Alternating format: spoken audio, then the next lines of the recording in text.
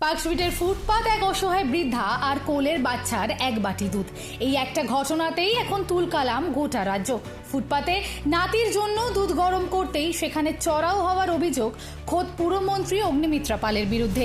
Video viral হতেই চারিদিকে একটাই প্রশ্ন ভেসে আসে, শেষমেশ কি তবে দুধের শিশুর মুখের গ্রাসও কেড়ে নিচ্ছে এই সরকার?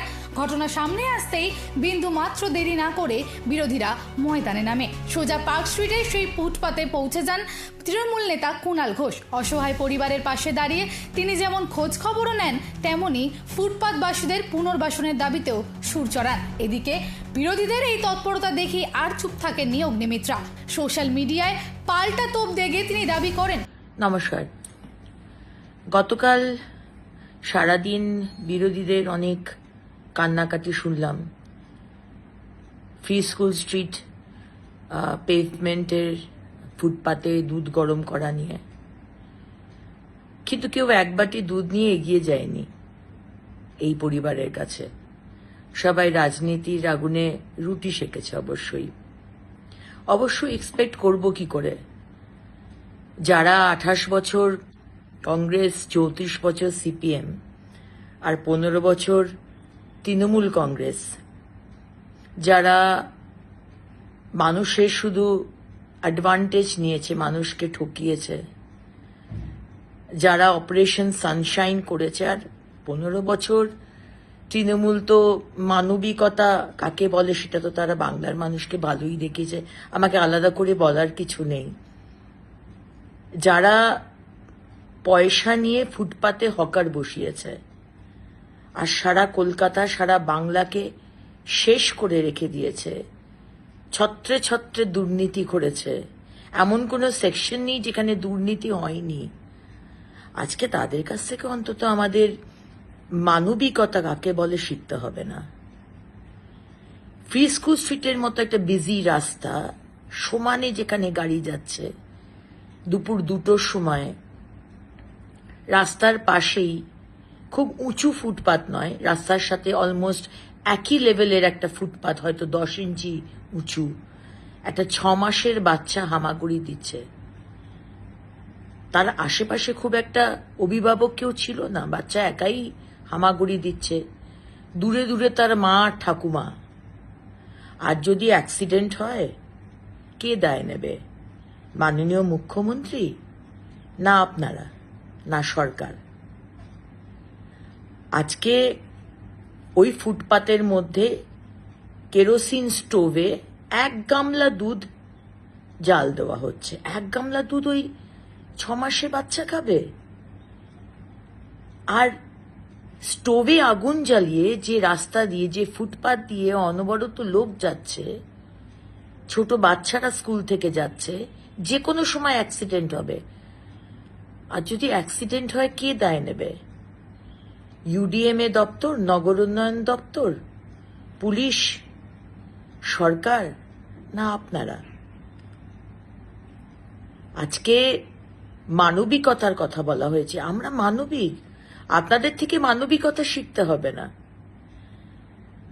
এই ঘটনার 5 দিন আগে আমাদের সমস্ত চেম্বার্সের সাথে মিটিং হয়েছে, খবর নিয়ে নিতে পারেন, যেখানে স্লাম ডেভেলপমেন্ট, স্লাম রিহ্যাবিলিটেশন বলে একটি প্রোগ্রাম আছে। 5টা টাওয়ার যদি ইকোনমিক উইকার সেকশনের জন্য তৈরি করেন, ফ্রিতে দেন, তাহলে 5টা যারা যে টাওয়ার বিক্রি করতে পারবেন, যে ফ্ল্যাট বিক্রি করতে পারবেন, সেইটা করে সরকার জমি দেবে, এরকম একটি প্রোগ্রাম, সেটার বিষয়ে আমরা আলোচনা করেছি। কারণ আমরা স্লাম রিলোকেট করতে চাই। এই পরিবারকে আগেও বলা হয়েছে, আপনারা নিজের বাড়িতে চলে যান, হোমে থাকুন। এই ক্যামেরাতেই তো মহিলা বলছেন আমাকে, আমি ধাপাতে থাকি। আচ্ছা বলুন, ধাপাতে যদি থাকেন, তাহলে পার্ক স্ট্রিট, ফ্রি স্কুল স্ট্রিটের ফুটপাতে এসে দুধ জাল দিচ্ছেন কেন? বারবার বলার পরেও। এই মহিলার ছেলে সামনের কর্ণানী ম্যানশনে কাজ করত, সেখান থেকে চুরি করার দায় তাকে ছাড়িয়ে দেওয়া হয়। এগুলো নয় ছেড়েই দিলাম, কিন্তু একটা ফুটপাত না বড় লোকের না গরিব মানুষের, ফুটপাত মানুষের জন্য। সুপ্রিম কোর্ট তার রায় দিয়েছেন, ফুটপাতকে মানুষের চলাফেরার জন্য ফ্রি রাখতে হবে। আমরা যে বিশাল ম্যান্ডেট নিয়ে এসেছি, আমি বুঝতে পারি বিরোধীদের খুবই অসুবিধা হচ্ছে, সহ্য করতে পারছে না, কিন্তু আমরা প্রতিশ্রুতিবদ্ধ। আমাদের যা যা বলা হয়েছে আমরা সেই প্রতিশ্রুতি রাখতে প্রতিশ্রুতিবদ্ধ। এবং মানুষ ম্যান্ডেট দিয়েছে, মানুষ একটি পরিচ্ছন্ন শহর চায়। ইল্লিগাল পার্কিং যদি হাঁটাই সেখানে আপনাদের প্রবলেম হচ্ছে, কেন ইল্লিগাল পার্কিং হাঁটানো হচ্ছে। আর যদি ফুটপাতে বলা হয় যে 1/3 ফুটপাতের হকার থাকুক, 3/2 পেডেস্ট্রিয়ানের জন্য, পথচারীদের জন্য ছেড়ে দিন, সেখানেও আপনাদের অসুবিধে। আর যদি বলা হচ্ছে এই কেরোসিনের স্টোভ জ্বালাবেন না, সেখানেও আপনাদের অসুবিধে। কর্মসংস্থানের কথা হচ্ছে, বিনিয়োগের কথা হচ্ছে, প্রথমে তো দর্শনধারী, পরে গুণ বিচারী। আর যদি বাইরের ইনভেস্টর, বিদেশ তো ছেড়েই দিলাম, দেশেরই অন্য রাজ্যের ইনভেস্টর এসে দেখে যে অবস্থায় আমাদের ফুটপাত, রাস্তা, ফ্লাইওভার নেই, যানজট, আসবে ইনভেস্টর? তাই মাননীয় মুখ্যমন্ত্রী বলেছেন 10ই অক্টোবরের মধ্যে সমস্ত রাস্তা আমরা ঠিক করে দেব। আজ ড্রেন পরিষ্কার করা হচ্ছে, আজকে কথায় কথায় ওয়াটার লগিং। আপনারা কি করেছেন? 28 বছর, 34 বছর, 15 বছর কেন এই মানুষগুলোর মাথায় ছাদ দেননি? সরকার তো আপনাদের হাতে ছিল, কেন কর্মসংস্থান দেয়নি? কেন টাকা দিয়ে চুরি করে, দুর্নীতি করে হকার বসিয়েছেন? আর আজকে আপনারা বড় বড় কথা বলেন। তাই এটাই বলার যে মানুষের বিশাল ম্যান্ডেট নিয়ে আমরা এসেছি, আমরা মানুষের জন্য কাজ করব, সে আপনাদের যতই বিরোধীদের খারাপ লাগুক। এবং কেন খারাপ লাগছে সেটা আমরা বুঝতে পারছি। কোনো বাচ্চার মুখের দুধ কেড়ে নেওয়া হয়নি, ফুটপাতের সুরক্ষার স্বার্থেই সরে যেতে বলা হয়েছিল। উল্টে বিরোধীদের এক হাত নিয়ে তার চাচাছোলা কটাক্ষ। বাচ্চাটার জন্য কেউ কিন্তু এক বাটি দুধ নিয়ে গেল না, সবাই ফুটপাতের আগুনের রাজনীতির রুটি সেঁকতে ব্যস্ত। অগ্নিমিত্রার এই মন্তব্যের পরই জল আরও ঘোলা হয়। মন্ত্রীর খোঁচার পাল্টা জবাব দিয়ে কুণাল ঘোষ সরাসরি আক্রমণ শানান। মানে ওনার কি সমস্যা আছে কিছু? আমি দুধটা কি করে কিনে নিয়ে যাবো? তখন ওনার কাছে দুধ ওদের আছে না নেই আমি তো জানি না। আমরা গেছি, আমরা দুধ কেনার আমাদের সাধ্যমতো সামান্য টাকা কালকে আমি নিজে হাতে দিয়ে এসেছি। ব্যাংক থেকে তোলা টাকা ওনার হাতে দিয়ে এসেছি, যাতে বাচ্চাটা মানে যদি যখন ওনাদের যা দরকার হবে, দুধ হোক যা হোক, তারপরেও তো বৈশানরা গেছিলেন, ওরাও আবার দিয়েছেন, তো সেটা তো দিয়েছি। নজর ঘোরাতে চাইছেন কেন অগ্নিমিত্রা ম্যাডাম? উনি বন্যা দেখতে গিয়ে জল দেখে খুশিতে গান গাইবেন, এগুলো আমাদের সহ্য করতে হবে?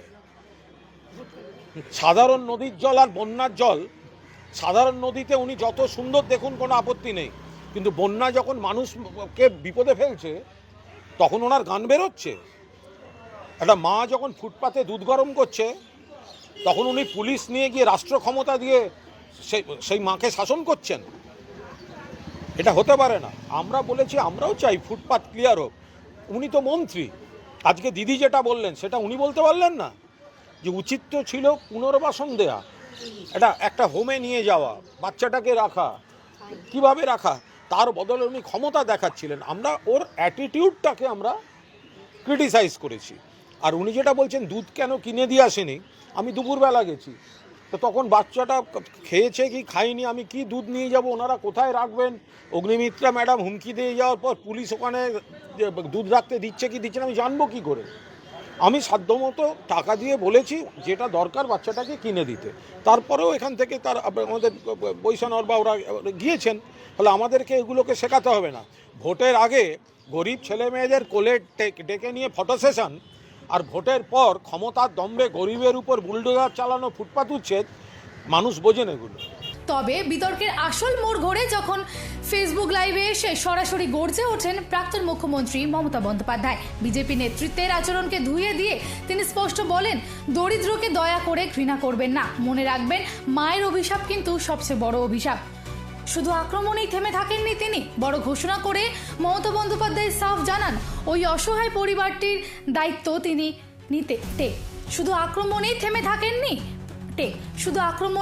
থাকেননি তৃণমূল সুপ্রিমো। বড় ঘোষণা করে তিনি সাফ জানান ওই অসহায় পরিবারটির দায়িত্ব তিনি পুরোপুরি নিতে প্রস্তুত।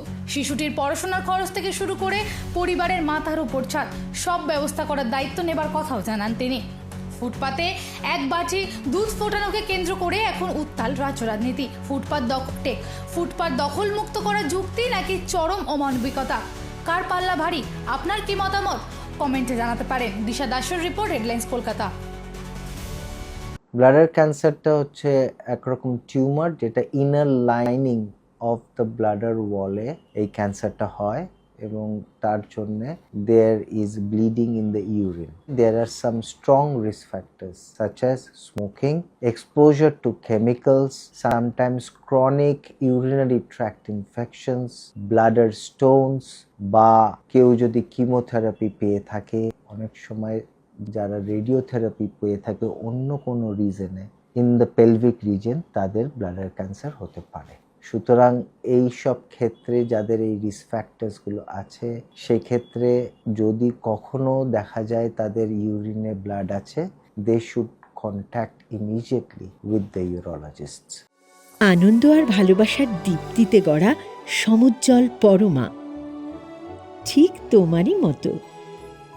শ্যাম সুন্দর কোম্পানি জুয়েলার্স, আগরতলা, উদয়পুর, ধর্মনগর, কলকাতা।